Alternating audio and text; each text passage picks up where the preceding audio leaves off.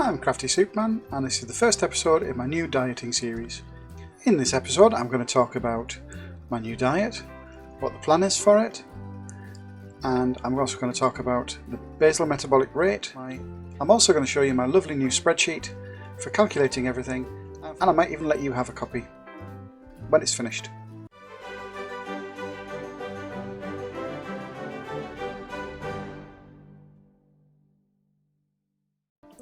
So, the old diet is gone. The Super Shake diet, it can work for some people, but it's very unlikely to work for many. Now the reason for that is it's such a restrictive diet that you have to focus every day. You feel hungry quite a lot until your body changes and you settle down into the routine. But you've always got that temptation there. You've always got that, ooh, takeout. You've always got that smell of something from the distance as you're walking in through the streets, or even at home when your partner decides to cook something nice. Or send you a photograph of a cake, which has happened.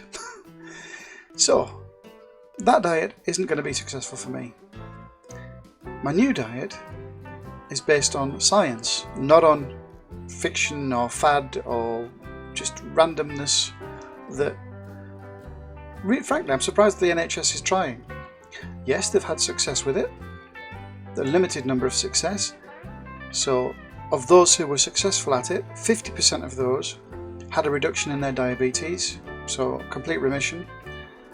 And of those 50%, I would imagine quite a few of them, since the diet's finished, have put the weight back on, have got the diabetes again, because it's such a faddy diet where you're picking constantly and you're wanting to eat but you can't. So my new diet is the Healthy Diet Life Plan, which is based on the basal metabolic rate. Now, for those of you who've never heard of it, which I'm not surprised, that is the amount of calories that you need a day. The basal metabolic rate plus activity gives you that final figure of how many calories you need to sustain your diet. It's calculated in quite a few ways, depending on whether you're male or female. Now, I'll get into that in a second. I understand that some of the viewers that I'm going to have won't identify with male or female, but bear with me, I shall get to that. So, this is my new spreadsheet for looking after all of the details of what I'm doing in my diet. This is day 3 of the diet, although it's only the first episode. So, I'm a male, I'm 49, I'm 170 centimeters tall. I was 94 kilograms when I entered the details in here. And I have little or no exercise because I've changed jobs and I'm now in a sedentary job. So my basal metabolic rate on that day was 1878. So that's 1,878 calories a day. And then you add the exercise in, and that average calories for maintenance becomes 2,254 calories per day. So that's what I would need to eat to maintain the weight I am. Or I was, to maintain 94 kilograms. To lose weight, you need to reduce the calories. So, for extreme weight loss, that's about 50% of the daily calories for maintenance. And for moderate weight loss, that's about 80% of the calories. So, somewhere between those two, you are guaranteed to lose weight. If you maintain your calories between those two, you will lose weight.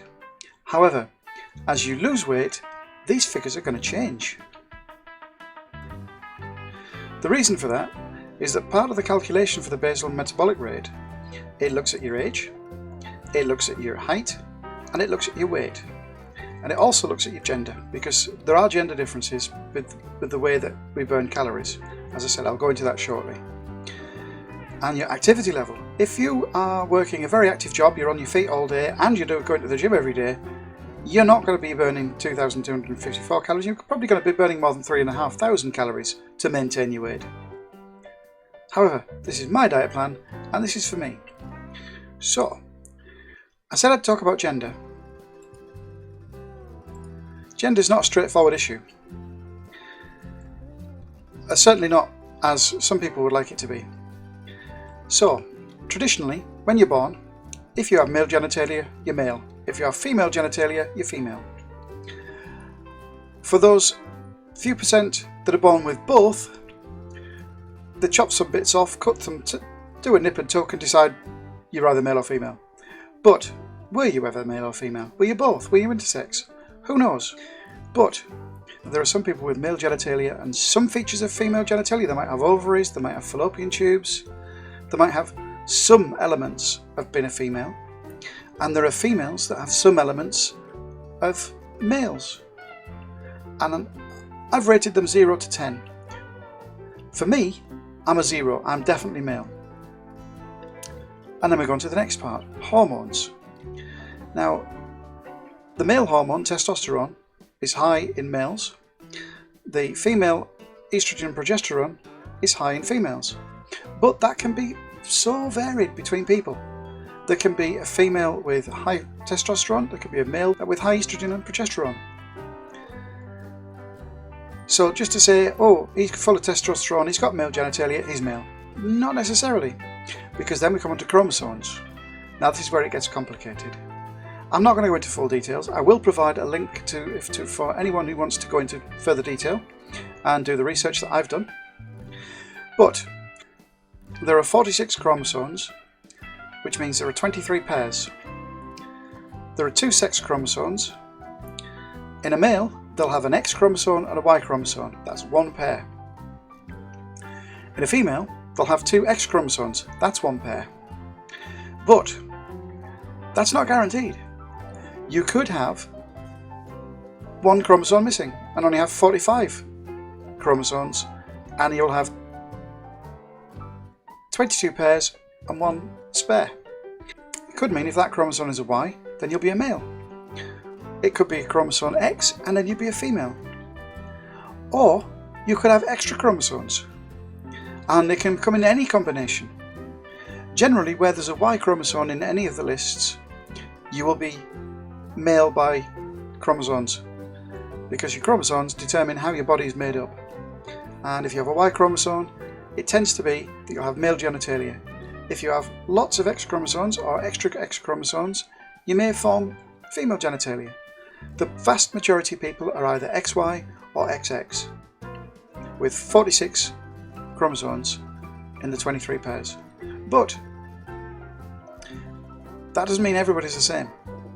And for those who say that we are either born male or female, they are wrong. Now, your gender identity, that's how you feel about yourself. Now, I am male, so for me, 0. In fact, it's 0, probably 2. I don't think I have that high level of testosterone. I'm not covered in hair.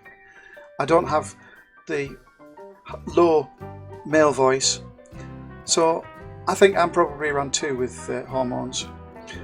Chromosomes definitely XY, 46 pairs, no problem with that. And I identify as male.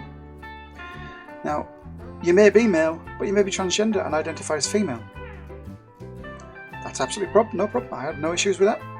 You may be decide you're non-binary and don't fit anywhere on this chart. That's absolutely fine. I have no problem with that. But that's how you identify yourself. Your metabolic tendency is another category.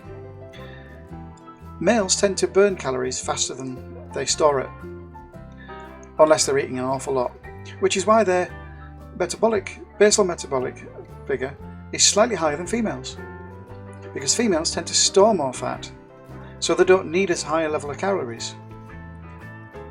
They still burn the fat through the normal daily activity, but they store the extra bits, whereas the males tend to burn it. It's just the way that we are. Now, your musculature. Men tend to be more muscular, women tend to be more curvy. And you can be anywhere along the line between 0 and 10, but it makes no difference. If you're a curvy man, you're a curvy man. If you're a muscular woman, you're a muscular woman. This is not about me determining your gender. This is about you determining your gender. For me, I am definitely male. As I said, 0 for anatomy, 2, maybe 2 or 3 for hormones, definitely 0 for chromosomes, definitely 0 for gender identity, probably a 2 for metabolic tendency, and probably a 4 for musculature. I'm not particularly muscular. I do have muscles, just they're well hidden with the fat. Now, I've gone through all of that for a particular reason, because the basal metabolic rate, the current formulas for it, require you to specify whether you're male or female. It's not me that requires it, it's the formula, because they've never been recalculated to account for modern thinking on gender. Now I say modern thinking, it actually should have been thinking all the way along. Traditional thinking is based on nonsense religious ideas. This is based on science. However, the formulas require male or female. But no matter who you are, I love you all. I couldn't care less what gender you are, as long as you're happy, and that's all that counts for me. So, I've created myself a new little spreadsheet to cover everything I do. So for me, I have very little exercise because of changing job. I can change that, but you see the options there. And I do my target weight in pounds because my scales are in pounds. So my target weight is 10 stone 7, although I said I've done it in pounds. I'm currently showing it in stones and pounds. Once I've finished the spreadsheet, when you change that selection, it will change the screen so that it shows the right figure. And my height in centimetres, again, it's 5'7", it's actually 170 centimetres, but again I haven't finished the spreadsheet yet. It will change when I've done it. I am a male and there is my date of birth. And that is the basic information I need for the next sheet, which is the recording sheet.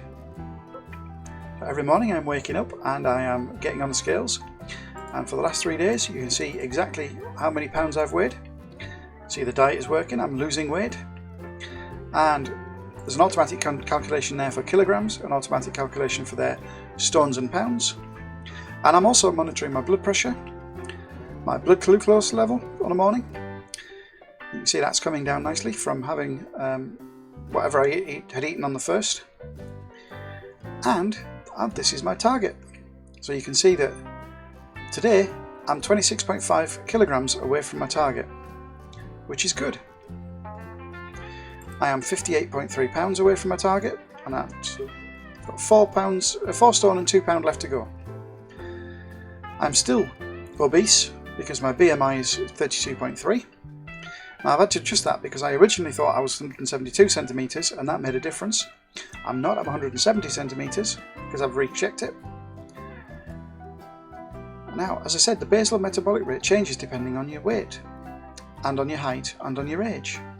So as I've lost weight down here, my basal metabolic rate has gone down. So I will know that for my diet on that particular day, I will need to be eating today between 1,121 calories and 1,794 calories. If I go over, I'm going to be maintaining or adding to my weight. If I go under, that's just bad. You should never really go under that. You need calories to live. Your basal metabolic rate, that is the absolute minimum you need if you're sat still doing nothing. Your body just burns calories just to function. So if you eat way less, your body's not going to be able to function properly. And that was one of the major problems I had with the previous diet, the Soup and Shake. So I'm also monitoring my heart rate during the day. You can see I've got my high rate for the day, low rate for the day, and my resting beat. I will change that later on today because I will have had a new high and low. In fact, I can check now.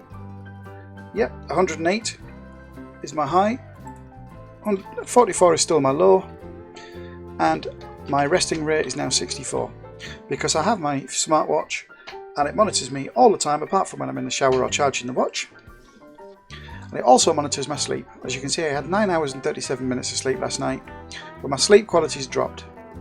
That's probably because my body's suffering from a little bit of withdrawal, but that's okay. And next you can see the amount of calories I've eaten. Now, on the first day, I ate just 1 calorie less than extreme weight loss. So I had the very, very minimum number of calories I should have on that day. And I had 20 minutes exercise on the exercise bike, giving me another extra 108 calories to burn. So really I should have eaten more, but I didn't. And yesterday I did eat slightly more. Today I haven't recorded it yet because I haven't put all of the figures in.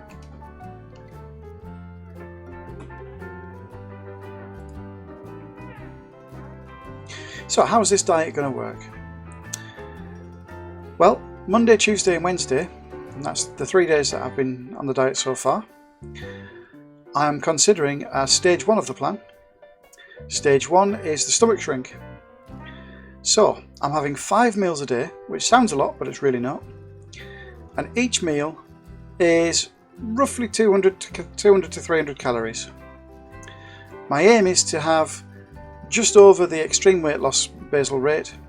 So maybe a couple of 100 calories over, not too much under, not too much, no, never under, but never too much over.